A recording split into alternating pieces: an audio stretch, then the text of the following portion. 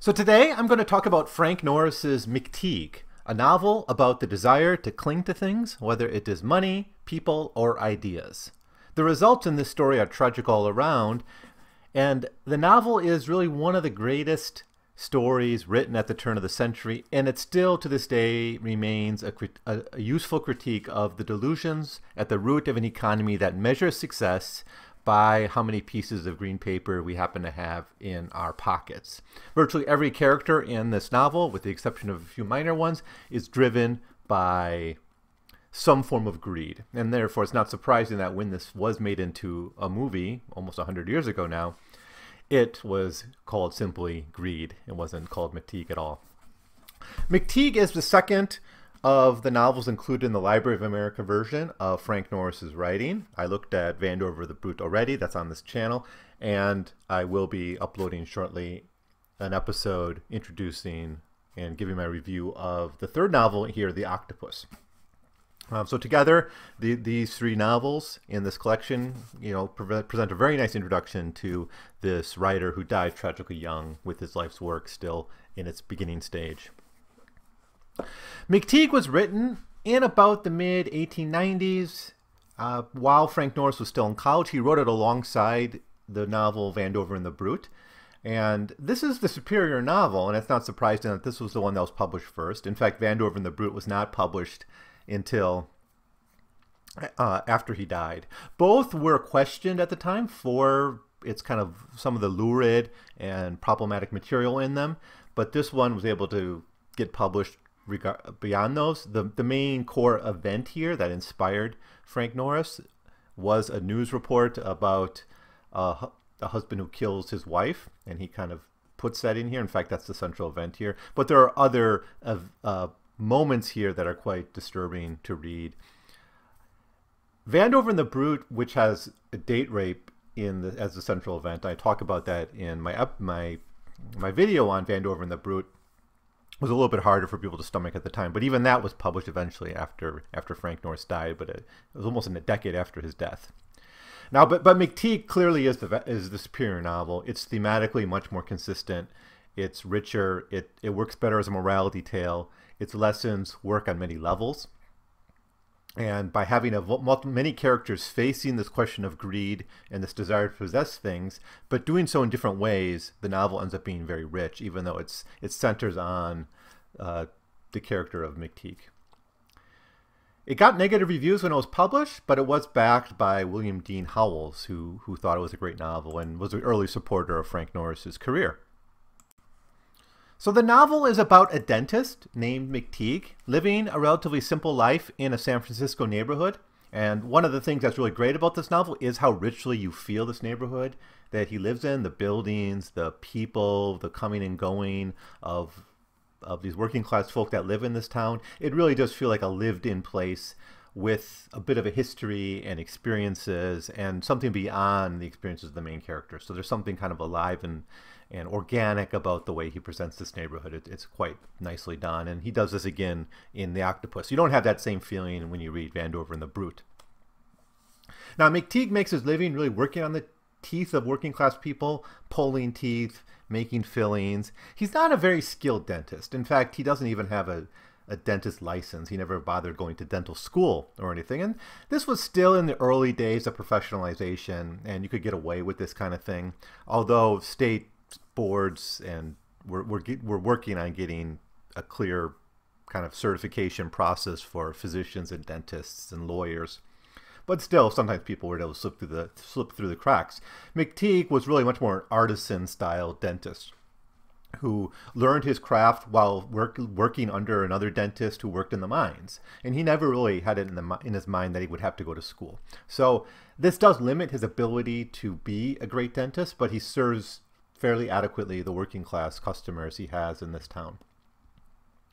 He has a very basically simple life. He goes into work every day. He does his job. He sees his patients. He has time on the weekends and a little bit of money saved, every weekend for beers. His favorite thing in life is to play his concertina. He has a very, very simple and almost banal life, but Norris describes it quite brilliantly in the early part of this novel. His life gets thrown into chaos when he's introduced by his friend Marcus to a young woman named Trina Seppe. And she's from a family of German immigrants. In fact, her parents' generation came from Germany and still speak with a heavy German accent and are just more comfortable in speaking German.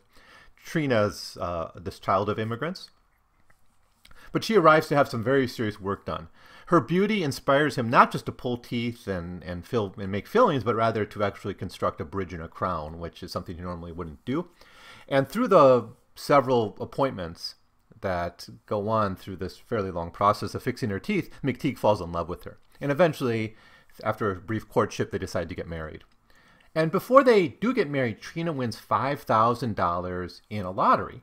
This is a sizable bunch of money. It's probably between $100,000 and $150,000 in present money. So it's a really great nest egg. It's kind of money you'd like to have when you're starting a family. This elicits the jealousy of McTeague's friend Marcus, who feels upset because he wanted to marry Trina himself, or at least be with her. He's a bit jealous about that. He's upset that he introduced Trina to McTeague, and now he's doubly jealous because by not marrying Trina, he loses out on this money. So this money increases the resentment and eventually makes his character into an open enemy of McTeague, and that deepens over the course of the novel. After the marriage, Trina begins to work to improve McTeague's life, to try to improve his habits, and McTeague does see a rising of his standard of living. You know, Trina brings in some money from her job. She makes like Noah's Ark's toys and she paints them. And they have the savings from the $5,000, which they collect interest on, so their life gets a little bit better. She tries to improve his habits. He starts to drink better beer. So instead of drinking steam beer, for instance, he starts to drink nicer bottled beer. But the real touching point in their marriage is the fact that she doesn't want to touch the $5,000, which she hoards in an interest-bearing account. And even when McTeague wants to make sizable improvements to his practice, like this gold tooth, which he wants to have displayed on the outside of his building, Trina really hesitates to spend any of the money that she's saved up. Well, eventually McTeague's jealous former friend Marcus basically informs on McTeague to the government that he's practicing dentistry without a license. And this forces McTeague to give up his practice. He doesn't do it right away, but pretty soon after a couple letters from the government, he gives up his practice to avoid lawsuits and fines and things like that. This forces the McTeagues to move into a smaller apartment, and eventually he takes a job making dentistry equipment. But as his conditions get worse and worse and he's laid off of that job, he becomes much more idle. He starts to drink more. He can't really keep a job, and eventually their marriage falls apart. And again, the main sticking point that's breaking apart their marriage is this $5,000, which McTeague sees as something that can, you know, let them ride through this hard part in their life, let him maybe go to school and get his dentistry license, or let him, you know, start something new. But she refuses to touch that money. And meanwhile, the family gets deeper and deeper into degradation and poverty. Trina, meanwhile, is obsessed with saving money and eventually ruins her own health making Noah's Ark's toys. She gets some kind of chemical poisoning and it's threatened that she'll lose her fingers. And then finally she has to quit doing that, and she takes a job as like a teaching assistant of sorts. Now one day in a rage, McTeague murders Trina to steal her money. And she's actually by this point turned that bond into gold coins so she can hold them, and it becomes a physical thing that she kind of obsesses over and holds on to, and she becomes increasingly obsessed with this money as a physical thing that she can grab onto.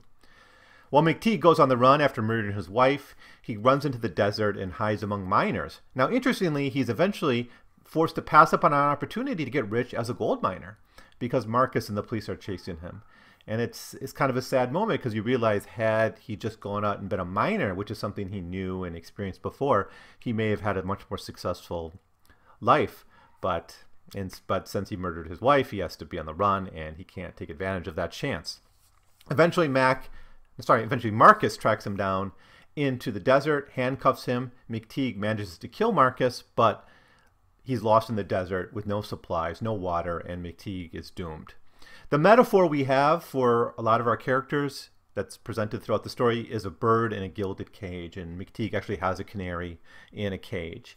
And this is the symbol used throughout the entire novel, is the gold, this desire to possess wealth or desire to possess even ideas and people, because McTeague is obsessed with Trina as a possession as well. This becomes the thing that binds them and traps all of our characters. Now, the characters are all fairly memorable, and the reader really gets a feeling that they're in this neighborhood of San Francisco, and it's fairly rich, although most of the characters, or pretty much all the characters, have deep faults and weaknesses, and that doesn't make them the most likable people. There's no real moral characters in the story. All are flawed, really on this issue of greed and possession and desire to hold on to things. But nevertheless, we get to learn a lot about McTeague's neighbors, his neighborhood, Trina's relatives, and so we got a fairly rich cast of characters. Some people I haven't even yet mentioned. But I'll go through these briefly. McTeague, the dentist, he's a fairly likable person, although very simple, and he's not presented as very wise or even that intelligent, but he seems to be hardworking. He does have this practice. He has some success and some pleasures in his life, and this gets torn up when he finds something he wants more than anything else, and that's Trina. And Trina's the thing he's trying to possess throughout his early part of the novel. And there's moments that are quite uncomfortable to read, like some of the sexual encounters between Trina and McTeague, and just the way the relationship is described often. It shows it really as a relationship of possession. He wants to possess a woman. She wants to have a husband.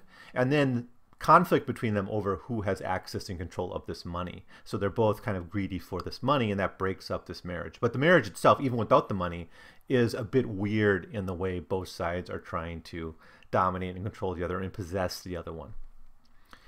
Trina's family are probably the most moral characters we get. We only meet them really through the courtship process that McTeague goes on, but there is a really nice moment where McTeague takes Trina's family to a variety show, and Trina's family is very happy to see like German yodeling performances and things like that. So it's a moment for them to experience their ethnic heritage, and it's a nice window into some of the emerging popular and public amusements that were very growing in popularity at the turn of the century and remained an important part of America's cultural history throughout the 20th century. Now, Marcus, McTeague's friend, the one who introduces him to Trina, the character that becomes McTeague's enemy by the end of the story, is driven by jealousy a little bit more than he's driven by greed, but he has a very interesting way of kind of taking in ideas and accepting them. And for him, radicalism and political radicalism is something he clings to even beyond rationality. And he's presented as a character who's a socialist, but not really an authentic socialist, someone who's just kind of attracted to the movement for the movement's sake, and he doesn't seem really invested in it in any true deeper ideological or experiential way. It's just an idea he wants to cling to. And this allows him to really abandon solidarity pretty early in the novel and just become a jealous, rageful character, willing to do anything to hurt the McTeagues because he doesn't get from them what he wants. Now, the most interesting side characters are a couple who actually get married in the novel, and they also have that marriage end over violence, and it's a very violent. It's a relationship based on violence, but originally it was a relationship based on a shared experience of greed. And this is Zherkov, who's a local Jewish character, and Maria, who's a worker. I think she cleans rooms and things like that, and does various kinds of domestic kind of jobs in the neighborhood. And Zherkov is obsessed with hearing stories of Maria's about these gold plates she once remembered having as a child. And she will tell these stories about these basically gold plates her parents had, and Zherkov becomes almost, filled with erotic desire when he hears these stories, and it's a very, very bizarre relationship. And they end up getting together, but that marriage is also, like McTeague and Trina's, broken up by violence. So the point is, all the major characters are clinging to things, whether it's memories of past wealth or the mutual funds in Trina's case. For McTeague, it's really to have this woman. For Marcus, it's his jealousy or some of his radical ideas.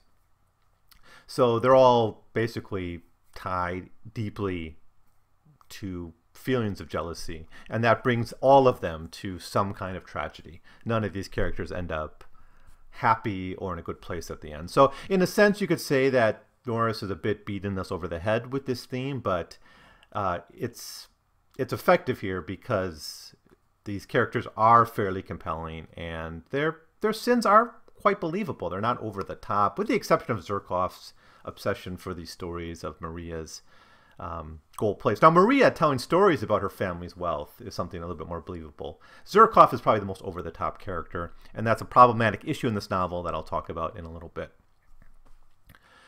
Obviously, the central theme of this story is the falseness of wealth, or more broadly, the falseness of possessions. Because although all the characters are clinging to something, it's usually something that's very dubious or vague or very liquid or not something physical. Like, for instance, the $5,000 is never something that the family experiences as something real. Yeah, they get the interest from the account, but it's always there in the background, but nothing they hold on. Not until Trina converts it to gold pieces, the gold coins, is the $5,000 something real and tangible. And it's almost tragic that this liquid currency, just some money in a bank somewhere, is able to tear apart this family at such a fundamental level. Now, other characters like Maria's memory of wealth, Zherkov's fascination with that story, Trina's, well, I guess Trina and McTeague's desire for each other as an ideal husband or a wife, and both of them have images of what that means and projected onto them, or Marcus's strange belief that he could have been the one to marry Trina, and there's no real evidence of that, that he really lost her. It was something he never really had, but he thinks he lost it. In the same way that McTeague starts to see the $5,000 as something that he lost, even though it was always Trina's and it was never his in the first place. So what we learn here in this story is simply that possessions trap us, and the metaphor of the bird in the gilded cage is used again and again in the story, and it's very clear that Norris's point is that McTeague and all these other characters in this small neighborhood are trapped because of possessions or desire for possessions. Often, even when these possessions are fake, they can have this deep hold over us. I think tied to this is this idea of the cage being gilded. The wealth is fake. Like, the $5,000 is never real until it's translated into gold coins, and it certainly never translates into what it promises, which is happiness. And all of these dreams, all of these desires, all this covetiveness, if you want to use the word, used throughout the novel, none of it translates into happiness for any of these characters. Even when it's achieved, like when Trina is able to save money, but it doesn't bring her happiness. It just brings her suffering and increased pain and tragedy over the course of the novel. Another thing to say about this novel is it really talks about the fragility of love. McTeague, you believe when you read the first third or even the first half of the novel that he really does love Trina, that his desire is something real. Yeah, it's bound by a lot of physicality, and there's a bit of idealization going on with his early romance with Trina, but you want to believe that this relationship has a foundation. Trina's, we get less of a window into her inner monologue and how she feels about him, but certainly, and when Norris does it, he does talk about her desire to have like this husband, this strong husband-like figure, and McTeague is constantly described to us as a very mighty, strong man, and that's partially what Trina was attracted to.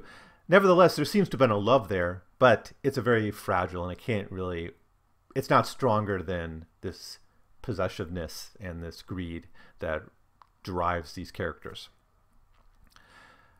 Now I just want to talk about two more things in this novel before I close up my review. One is the very interesting issue, I think, of licensure and professionalization. In the late 19th and early 20th century, really from the time of the Civil War until the early 20th century, the process of professionalization and certification and getting licenses to do certain professions was just beginning. And it was still ongoing. And there was space for people like McTeague to operate without a license, right? And then this gets suppressed. The most famous example of this that I understand is what happened to midwives. Midwives used to deliver most of the children and provide a lot of gynecological services and obstetric services to American women. And then with the professionalization of physicians, basically men, licensed men, took these jobs away from midwives, and the result actually was an increase in infant mortality and death in childbirth, at least over the short term.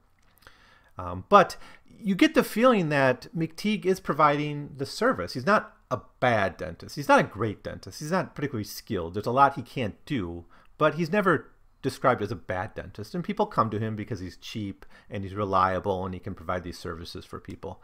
So it's kind of tragic that the state here steps in with this. Now, that doesn't mean that I want to go to an unlicensed doctor or dentist, but I think this process of transforming from the more open environment of earlier America to the much more professionalized,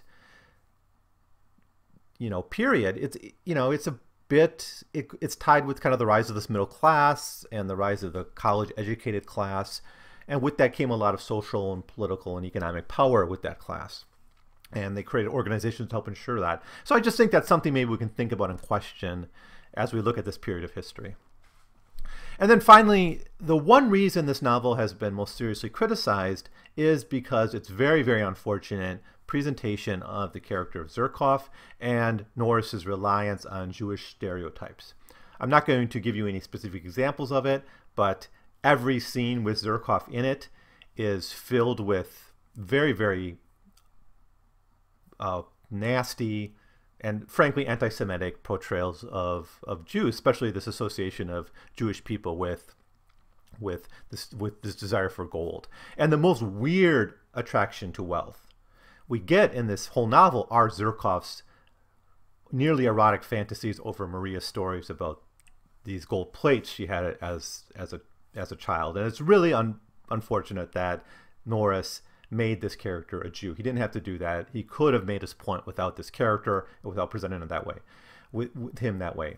That said, I think the way the place this character has in the novel, it almost works, but not quite. And it's just one thing that kind of pushes me to be critical of this is the fact that he can't resist making this character a Jew. So with that, that's really my one big hesitation about this novel, but nevertheless, it's really a great novel. It's brilliantly written. It's really accessible. It's actually a lot of fun. There's great moments of hearing a lot of great little moments of McTeague playing his concertina or McTeague enjoying a steam beer. And especially early on in the story, we actually get an image of a fairly happy and content man. And it's tragic to see what happens to him. And it's much more tragic than in, for instance, in Vandover and the Brute, where Vandover is so flawed and so weak, and he does such horrible things in the course of the novel that you don't feel as much sympathy for him, especially because he's very privileged. And McTeague, being from the working class, working for his living, being a member of this community, his fall's a little bit more tragic. And yeah, he does horrible things too over the course of the novel, but I think we're more emotionally invested to the characters in this novel than we are in Vandover and the Brute. So overall, I certainly recommend it. Again, like with a lot of these, you don't have to get it in the Library of America, but this is a fairly nice introduction to Norris's work, and you get his main, with one exception, you get his main literary productions in this volume. So a great read. So anyways, thanks so much for listening. If you enjoyed this, please subscribe, and I'll be uploading other reviews of Library of America books. I'll also have reviews of Philip Dick, and I'm going to be doing some other things. I was considering doing a commentary on Greed, the movie that was based on this book. However, I wasn't able to find a version with English titles. It is a silent film, but I couldn't find one with English titles. So if I find that, I may come back and do some commentary on Greed, really from the perspective of a book reader. I never saw the movie, but I would be interested to compare it. That movie does have an interesting history. It was one of these classic examples of a film that the director put his heart and soul into, and then was slashed and cut up and devastated by studio executives. So it has an interesting backstory, and it's worth looking at. But I'm still trying to find an English version the movie should be in the public domain, but I'm not sure about that. But I only could find this version with Italian titles. So if I find that, I'll come back to this question of McTeague. But for now, I'm going to leave it at that, and I'll be back in another video where I'll look at the third volume in this, the third novel in this volume, The Octopus.